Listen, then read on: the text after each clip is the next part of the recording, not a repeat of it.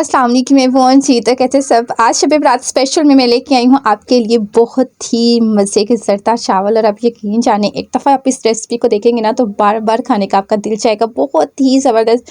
सो बिस्मिल्लाहिर्रहमानिर्रहीम, अस्सलाम वालेकुम, welcome back to my channel. यहाँ पे ना सबसे पहले आपको एक अदद पतीले की ज़रूरत है, ठीक है। उसमें मैंने पानी ऐड कर लिया है और 1 चम्मच मैंने इसमें ज़रदा कलर ऐड किया है, ठीक है।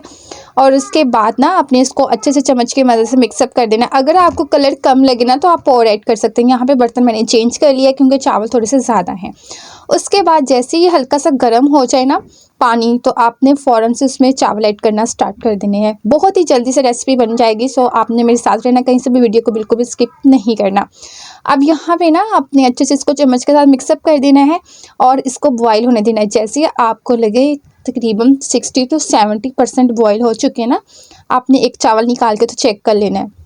तो उसके बाद ना आपने सारा पानी निकाल देना है और यहाँ पे ये है जी कुछ final look, check it out. यहाँ पे थोड़ा सा लाइट कलर आपको नज़र आ रहा है लेकिन कलर बहुत प्यारा चावलों को आया था।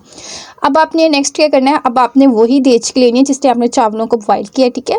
अब यहाँ पे आप चाहें तो घी इस्तेमाल कर लें, चाहे तो आप कुकिंग ऑयल इस्तेमाल करें, it's totally up to you. यहाँ पे ना अब आपने क्या करना है, अब आपने इसमें इलायची ऐड करनी है और लौंग ऐड करनी है। लौंग तकरीबन मेरे पास 3 है, ठीक है, और इलायची भी तकरीबन 3 से 4 मेरे पास है, ठीक है।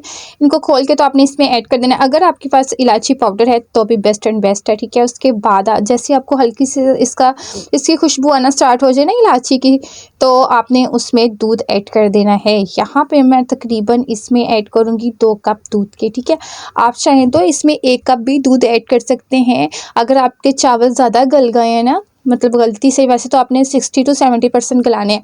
अगर ज़्यादा गल गए हैं तो आप इसमें 1 कप दूध ऐड कर लें, अगर नहीं तो आप 2 कप दूध ऐड कर सकते हैं, ठीक है।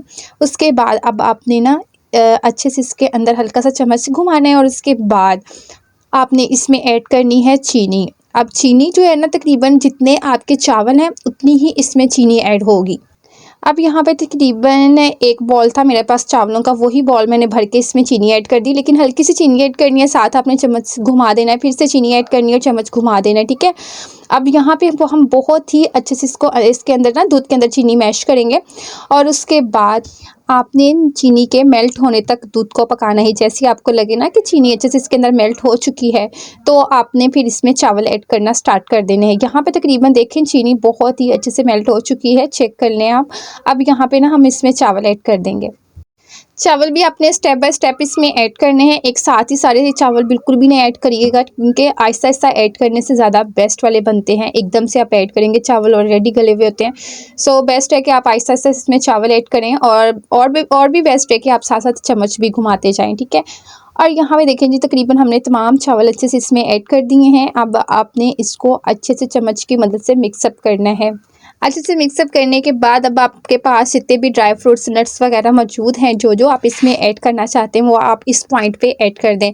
अच्छा यहाँ पे मेरे पास है जी ड्राई डेट, ठीक है। उसके बाद मेरे पास है इसमें डालने के लिए आलमंड्स हैं, बादाम हैं और मेवा है और गिरी है। जो भी है ना आपके पास मौजूद तो वो आप इसमें ऐड कर दें और उसके बाद फिर से आपने ना इसको अच्छे से मिक्सअप कर देना है। और कुछ आप ना लास्ट पे स्प्रिंकल करने के लिए, गार्निशिंग करने के लिए ना रख लें। तो यहाँ पे अब चम्मच की मदद से अच्छे मिक्सअप हो चुके हैं। अब आपने इसको कवर अप कर देना है और दम पे आपने इसको रख देना है तकरीबन मीडियम फ्लेम। स्टार्टिंग में तो आप मीडियम ही रखिएगा और बाद में लास्ट में ना आप लो कर दीजिएगा ताकि अच्छे से गल जाए। और यहाँ पे देखें जी ऑलमोस्ट जो हमारे चावल हैं वो बहुत ही अच्छे से गल चुके हैं और उनकी लुक बहुत ही प्यारी आ रही थी। और आप यकीन जाने एक एक चावल अलग अलग नज़र आ रहा था। जैसे आप ट्रे में चावल ऐड करते हैं ना, तो जब चावल साइडों पे बिखर जाए ना तो आप इससे समझ जाएं कि आपके चावल बहुत ही अच्छे से गल चुके हैं। अगर ज़्यादा गले हुए होंगे ना तो वो साइडों पे फैलते नहीं हैं, वो एक ही जगह पे रहते हैं। और यहाँ पे एक एक दाना अलग चावलों का था। बहुत ही ज़बरदस्त रेसिपी है। उसके बाद फिर से बचे हुए जो भी ड्राई फ्रूट्स जितने भी नट्स वगैरह थे वो मैंने इसके ऊपर स्प्रिंकल कर दिए हैं। देन मैंने इसमें ऐड किया है जी खोया। खोया टोटली ऑप्शन है, अगर तो आपके पास अवेलेबल है तो आप ऐड कर दें, नहीं तो आप इसको स्किप भी कर सकते हैं। सो रमज़ान के हवाले से और भी बहुत सारी रेसिपीज़ थी जो भी आपको चाहिए, किसी भी किस्म का सालन बनाना हो, चावल बनाने हो, बिरयानी वगैरह, each and everything available on my channel. So must watch करिएगा। अल्लाह हाफिज़।